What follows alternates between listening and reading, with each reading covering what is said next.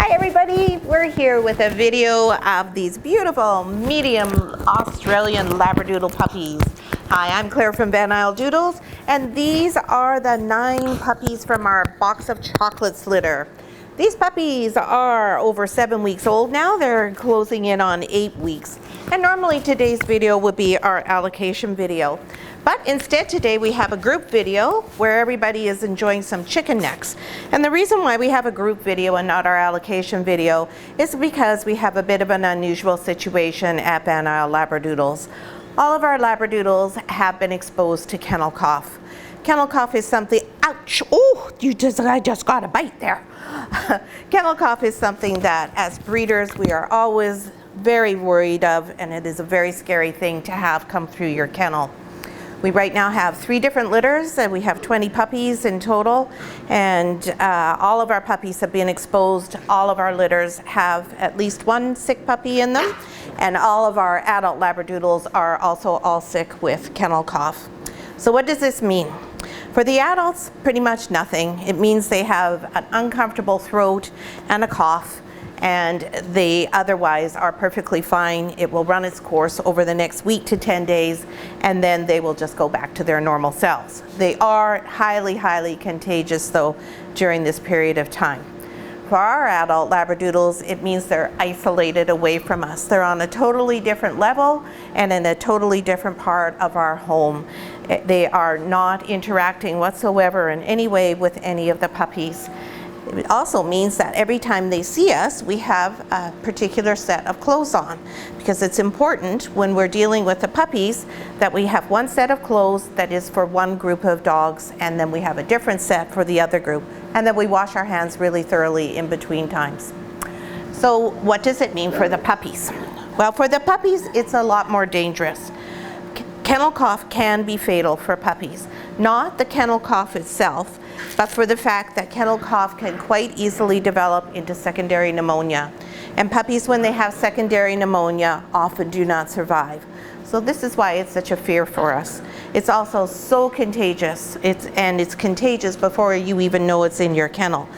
So oh my goodness, that's quite a little cheekiness there. That's brown collar being a little cheeker.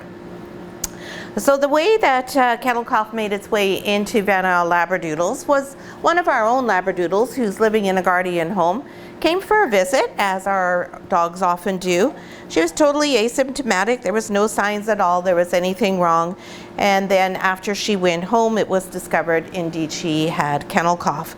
So she had been in our home, she had been in the area where our older puppies are, including these ones, and of course interacting with all of our adults. And so unfortunately everybody was exposed, and now everybody is coming down with the kennel cough. So there's no drugs being given to any of the puppies, and that's actually a good thing. Puppies of this age we don't like to give anything to unless it's really a matter of life or death, and that they're not going to survive if we don't interfere and give them if we don't interfere and give them some sort of treatment.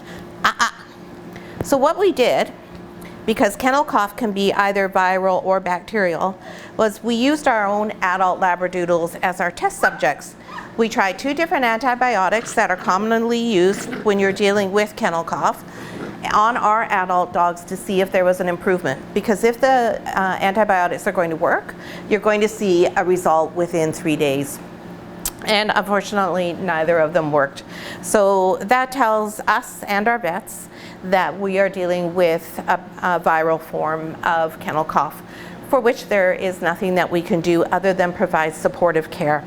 So the supportive care consists of monitoring the puppies every 90 minutes at the longest. There's somebody with them constantly during the daytime, and then at night they aren't monitored constantly, because we do get a little bit of sleep here and there.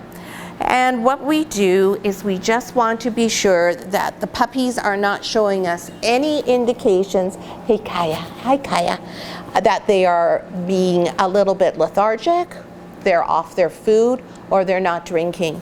Those are the primary warning signs. That, and we look at their breathing.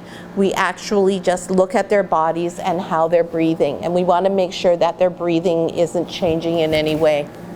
Now these puppies, at almost 8 weeks old, are really the most likely ones to be able to deal with this successfully. We've had 2 house call visits from our vet. The first time all the puppies were vaccinated.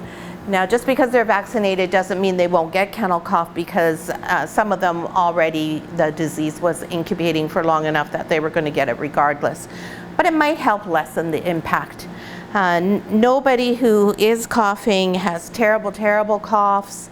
Everybody's had their lungs checked twice. Everybody's lungs are clear. Everyone's nasal passages and tracheas are clear as well. And those are the important things, because if we have a lot of congestion in those pathways, that's when pneumonia can happen.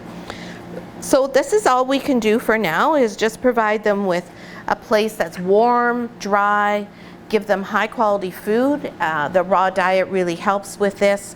They have strong immune systems. Eating their chicken necks there that they have really helps them as well. Gives them lots of nutrition. They have all of their minerals and other supplements that they need. So they have an excellent diet that's really helping them to be as robust as possible. And our vet was saying today that these puppies, actually all of them, but these ones you can really tell, they're in remarkably good shape. These are all solid puppies. There's nobody here who's thin or weak, or anyone that isn't just a completely, as he calls it, skookum puppy. So these guys are all really sturdy. They all were already in excellent health. Unfortunately, it does mean for our families that there's a delay in their pickup date. So the puppies stay with us for a bit longer, because we can't vaccinate the puppies until nobody is coughing. And that's because vaccinations cause a stress on the puppy's body. And we don't want to have any stresses on their bodies while they're recovering from the kennel cough. We want to make life as stress-free and healthy as we possibly can. Well, yes, we do, especially for you, right? Yes, so for everybody, yes, we do. So we just make sure that we don't do anything that could possibly cause them any sort of stress at all. We just make life happy and perfect and comfortable for them. Give them the quality nutrition, lots of water to drink, and lots of monitoring. And that way we feel with this litter, we're starting to become cautiously optimistic that everybody is going to make it through, and we're just going to have some mild coughing, and then everybody will be back to normal. But when all these puppies go home, their families certainly aren't going to have to worry about kennel cough. They've all been vaccinated and they've all had it, so they should be good to go. Now, mind you, there are over 30 strains of kennel cough, so it is possible still they could pick up a different variation of it. Kennel cough is, as I said, highly contagious, so you're never ever completely safe at any time, even after the vaccinations. But we do the most we can do. So that's our little update on our box of chocolates, Australian Labradoodle puppies from Isle Doodles.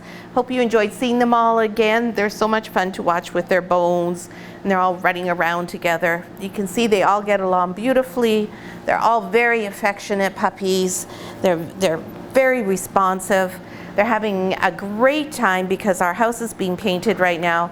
So they're outside and they can see the painters, hear all sorts of sounds and ladders and clanking and all sorts of things going on in different people. So they think that's quite fun. Having these puppies inside is the biggest challenge. So when we have poor weather and we don't want them outside because they're not feeling well, that's really the hardest thing that we have to do, because they just love to be outside, don't you? Yes, they do. You all love to be outside. So that's our update. If you have any questions or comments, please go ahead and post them. I'm happy to answer any of your questions, and we hope you enjoyed watching today's video. Oh, what you doing? Are you biting me? Oh, hello. No.